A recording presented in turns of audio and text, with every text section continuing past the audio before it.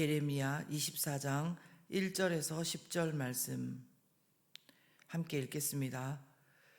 바벨론의 느부갓네살 왕이 유다 왕 여호야김의 아들 여고냐와 유다 고관들과 목공들과 철공들을 예루살렘에서 바벨론으로 옮긴 후에 여호와께서 여호와의 성전 앞에 놓인 무화과 두 광주리를 내게 보이셨는데, 한 광주리에는 처음 익은 듯한 극히 좋은 무화과가 있고 한 광주리에는 나빠서 먹을 수 없는 극히 나쁜 무화과가 있더라. 여호와께서 내게 이르시되, 예레미야야, 네가 무엇을 보느냐 하시매 내가 대답하되, 무화과이온데 그 좋은 무화과는 극히 좋고 그 나쁜 것은 아주 나빠서 먹을 수 없게 나쁘니이다 하니, 여호와의 말씀이 또 내게 임하니라. 이르시되, 이스라엘의 하나님 여호와께서 이와 같이 말씀하시니라. 내가 이곳에서 옮겨 갈대아인의 땅에 이르게 한 유다 포로를 이 좋은 무화과와 같이 잘 돌볼 것이라. 내가 그들을 돌아보아 좋게 하여 다시 이 땅으로 인도하여 세우고 헐지 아니하며 심고 뽑지 아니하겠고, 내가 여호와인 줄 아는 마음을 그들에게 주어서 그들이 전심으로 내게 돌아오게 하리니, 그들은 내 백성이 되겠고 나는 그들의 하나님이 되리라. 여호와께서 이와 같이 말씀하시니라. 내가 유다의 왕 시드기야와 그 고관들과 예루살렘의 남은 자로서 이 땅에 남아있는 자와 애굽 땅에 사는 자들을 나빠서 먹을 수 없는 이 나쁜 무화과 같이 버리되 세상 모든 나라 가운데 흩어서 그들에게 환난을 당하게 할 것이며, 또 그들에게 내가 쫓아보낼 모든 곳에서 부끄러움을 당하게 하며 말거리가 되게 하며 조롱과 저주를 받게 할 것이며, 내가 칼과 기근과 전염병을 그들 가운데 보내 그들이 내가 그들과 그들의 조상들에게 준 땅에서 멸절하기까지 이르게 하리라 하시니라. 아멘. 8월 23일 수요일 아침, 오늘 본문은 무화과 두 광주리 환상입니다. 하나님께서는 바벨론의 느부갓네살 왕이 사람들을 예루살렘에서 바벨론으로 옮긴 후에 예레미야에게 무화과 두 광주리를 보여주십니다.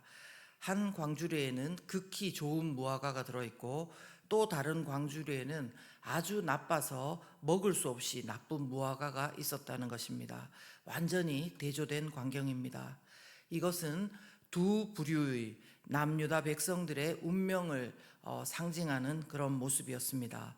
즉, 좋은 무화과는 5절처럼 느부갓네살 왕이 바벨론 땅으로 끌고 간 그 유다 포로들을 말씀하는 것이고요. 이들은 이미 바벨론의 포로로 갔던 1차 포로 이후에 두 번째로 포로로 끌려간 이들을 말씀하고 있는 것입니다.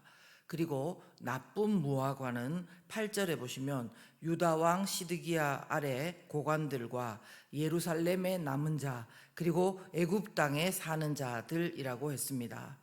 왜 포로로 바벨론으로 잡혀간 이들이 좋은 무화과인지, 그리고 남아있고 애굽에 사는 자가 왜 나쁜 무화과인지 잘 이해가 좀 안 되고 평상시 우리 이해하고 있는 것하고는 좀 다른 것 같습니다. 보통은 성경에서 남은 자라고 하면 긍정적인 그런 이해를 가지고 있는데요, 여기 예레미야 24장에서는 그렇지가 않은 것입니다.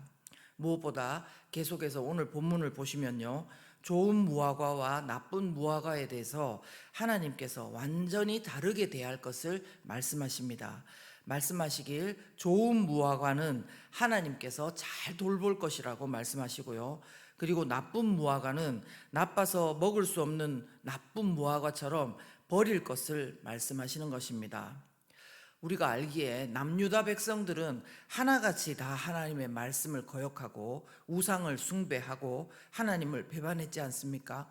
그래서 심판을 받는데 왜 바벨론으로 옮겨간 포로들에게는 좋은 무화과라고 하시고 돌보시겠다고 하고, 왜 유다 땅에 남고 애굽 땅에 사는 자들은 버릴 것이라고 말씀하실까요? 이에 대해서 성경은 먼저 힌트를 주는 것이 있습니다. 5절 중반을 보시면요, 내가 이곳에서 옮겨 갈대아인의 땅에 이르게 한 유다 포로라, 이렇게 말씀하시는 것입니다. 내가, 여기서 내가는 바벨론의 느부갓네살 왕이 아니고요, 잡아간 것은 그가 잡아갔지만 그것은 하나님께서 바로 갈대아 땅으로 유대인 포로들을 이르게 하셨다는 것입니다. 심판의 상황은 분명히 맞지만 느부갓네살 왕이 아무나 잡아간 것이 아니고요, 이것은 하나님의 개입하심 가운데 옮기셨다는 말입니다. 하나님이 하셨고 하나님의 뜻이 계셨다는 것입니다. 그러나 사실 이럴 때 상황을 이렇게 해석하는 것은 쉽지 않습니다. 우리는 그냥 얼핏 생각할 때에 잡혀가고 포로가 된 사람들은 뭔가 더 잘못된 것 같고, 용케도 포로됨을 피하고 남은 사람은 잘 되었다고 생각하기가 쉽습니다. 그러나 하나님의 마음은 그것이 아니었다는 것입니다. 성경학자들은 이에 대해서 바벨론으로 잡혀간 이들은 자신들이 하나님 앞에 범죄했음을 인정했다는 것입니다. 범죄를 했는데 그것에 대해서 인정하고 그 죄에 대한 심판과 징계를 마땅한 것으로 여기며 하나님 뜻에 순종하고 그 뜻을 인정하고 그 옮기는 대로 옮겨진 사람이라는 것입니다. 그러나 반대로 포로됨을 피하고 유다에 남거나 애굽으로 도망한 사람들은요, 잡혀가지는 않았지만 하나님의 말씀보다는 거짓 선지자들의 말을 더 신뢰하고 거기에 안정감을 가졌다는 것입니다. 범죄했지만 그것에 대해서 인정하지 않고 거짓 선지자들의 말을 더 신뢰하고 회개를 거절하고 도망갔다는 것입니다. 그래서 하나님의 징계를 인간적인 방법으로 피하려는 자들로 보았다는 것입니다. 그래서 하나님께서는 좋은 무화과로 표현한 바벨론으로 잡혀간 유대인들은 잘 돌보고 좋게 하여 다시 예루살렘으로 인도하여 세우시겠다고 말씀하신 것이고, 반대로 나쁜 무화과로 표현한 유다에 남은 사람, 애굽에 사는 사람들은 흩고 심판하시겠다, 이렇게 말씀하시는 것입니다. 그렇습니다, 여러분. 이처럼 하나님께서 너가 뭐뭐 한 것에 대해서 너는 그 대가를 당연히 치르는 것이 마땅하다, 그렇게 말씀하시고 마음을 주시면 그것이 힘들고 아프고 세상이 끝나는 것 같이 여겨질 때라도 그때 우리가 잘 받아들이고 엎드릴 수 있어야겠습니다. 그래야 오늘 말씀처럼 다시 하나님의 돌보심과 좋게 하심과 인도하심을 입을 수 있습니다. 이럴 때 인간적인 모든 피함은 오히려 화를 자초하는 경우가 많고 오히려 상황이 더 악화될 뿐인 것입니다. 하물며 세상의 심리학 상담하는 때도 그것을 잘 직면하면은 거기에 대해서 아프지만 치유를 경험하고, 그러나 그것에 대해서 계속 회피하고 인정하지 않고 합리화를 한다면 본인의 상황이 더 악화되는 것과 마찬가지인 것입니다. 그런데 하나님께서는 말씀으로 약속을 해주시는 것입니다. 천지가 다 변해도 우리 하나님의 말씀은 영원하다고 했습니다. 심판의 말씀도 그대로 이루어질 것이고 소망의 말씀도 그대로 이루어질 것을 우리는 확실히 믿어야 됩니다. 그리고 이 말씀을 신뢰할 수 있어야 됩니다. 하나님께서는 심판도 말씀하시지만 바벨론으로 잡혀간 이들에게 소망과 희망을 주시는 말씀도 주시는 하나님이심을 오늘 본문을 통해서 우리는 다시 확인할 수 있습니다.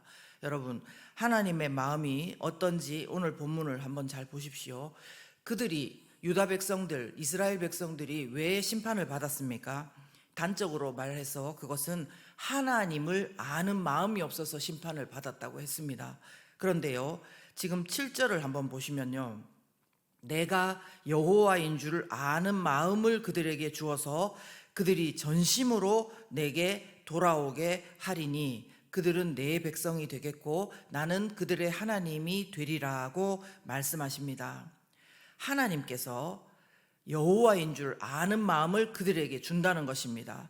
포로에서 돌아오려면 너희가 여호와를 아는 마음을 가져야 된다, 그게 아닙니다. 우리는 그런 식으로 잘 생각을 하지만 조건으로 여호와인 줄 아는 마음을 가져야 된다가 아니라 오히려 심판의 자리 가운데 우리 죄를 인정하고 겸손히 그것을 받고 있는 그들에게 하나님께서는 여호와인 줄 아는 마음을 그들에게 주고 전심으로 내게 돌아오게 하겠다고 약속을 하고 계신 것입니다. 약속을요. 이런 분이 바로 우리가 믿는 하나님이신 것입니다. 혹시 오늘 우리의 모습 속에요, 하나님의 말씀 앞에 진짜 다루어지지 않고 그냥 회피하면서 내 스스로 잘 되어 보이는 열매를 만들어내려는 시도를 혹시 하는 사람은 없습니까? 이런 것은 하나님께서 기뻐하는 태도가 아닙니다. 하나님께서는 우리가 말씀을 듣고 그것으로 우리 자신을 돌아보고 하나님께 우리 자신을 맡기기를 원하십니다.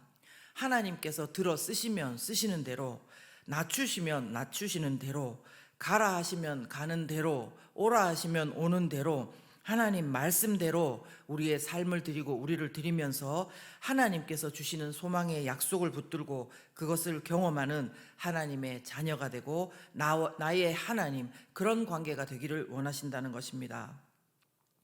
저와 여러분 가운데 오늘 하나님의 말씀을 듣고 그 말씀으로 우리의 태도를 해석할 수 있기를 바라고 우리의 삶을 해석할 수 있기를 바랍니다. 또 그 말씀대로 그 말씀이 부함에 처하게 하든지 낮음에 처하게 하든지 때로는 부끄러움에 처하게 하든지 말씀대로 순종하며 나아갈 수 있기를 바랍니다. 그리고 무엇보다 어떤 상황에서도 주신 소망과 회복의 말씀을 붙들고 우리에게 하나님을 아는 마음을 주시고 전심으로 돌이키는 자녀 될 수 있도록 해달라고 간절하게 우리와 우리의 자녀들과 또 교회의 공동체를 위해서 함께 기도하는 우리가 되기를 예수 그리스도 이름으로 축원합니다. 이 시간 함께 기도하겠습니다.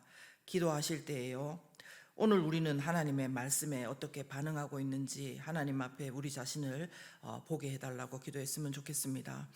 말씀이 우리 가운데 말씀이 되지 않으면 그것은 흘러가는 한 자락의 지식일 뿐입니다. 우리에게 살아있는 하나님의 말씀이 되게 해주시고 그 말씀 앞에 겸손하게 엎드리고 그리고 그 말씀이 말씀하는 대로 우리가 그렇게 믿고 나아갈 수 있도록 도와달라고, 그리고 특별히 더불어서 우리의 장년 목장이 말씀으로 거듭나야 됩니다. 교제도 하지만 말씀으로 함께 서로가 하나 되고 말씀의 치유가 있고 말씀의 회복이 있고 말씀으로 우리 모두가 움직여지는 그런 장년 목장 개강하는데, 목자 수련회 하는데 그 가운데 하나님께서 그 은혜를 부어달라고 이 시간 함께 기도합니다.